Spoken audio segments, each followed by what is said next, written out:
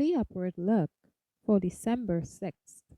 The reading is entitled Divine Compassion Continues to Flow. It is of the Lord's mercies that we are not consumed, because his compassions fail not.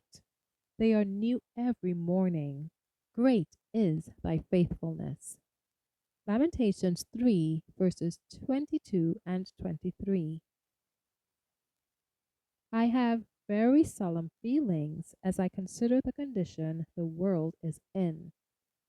Oh, how careless, how full of crime and disobedience and sin.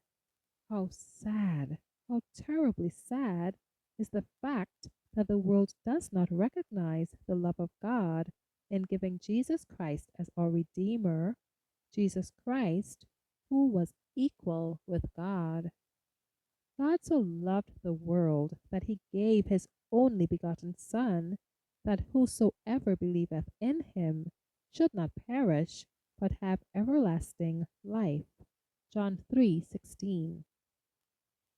Sin has for ages disturbed, or I might say, impeded the great work of divine benevolence by obstructing the channel through human agencies that refuse to receive the heavenly gift and therefore cannot impart the same.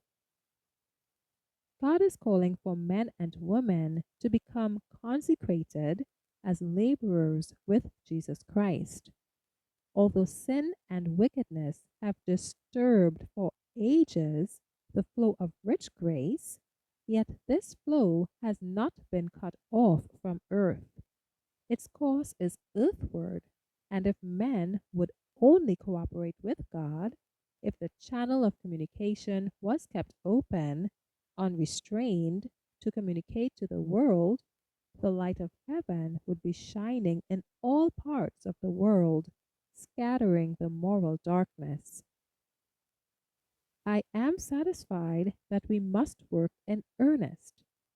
The ministers are not the only ones who are to shine, but workers are to be raised up in all the churches. And as these who receive the truth shall maintain humility and contrition, they are the very ones God will use to bless their fellow men by doing whatever they can in their supposed humble capacity.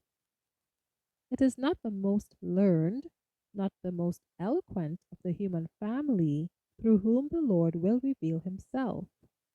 For thus saith the high and lofty one that inhabiteth eternity, whose name is holy. I dwell in the high and holy place, with him also that is of a contrite and humble spirit, to revive the spirit of the humble, and to revive the heart of the contrite ones. Isaiah 57:15. But to this man will I look, even to him that is poor and of a contrite spirit, and trembleth at my word. Isaiah 66, verse 2. The Lord calls for us to render back to him the endowments he has given to men, whereby they can use all their powers of intellect and all their strength, physically and morally, in his service to do good and bless others. A crisis has arrived in the government of God on earth. Divine compassion has been flowing to the people, notwithstanding that the heavenly current has been beaten back by stubborn hearts. Prepare to meet thy God in peace.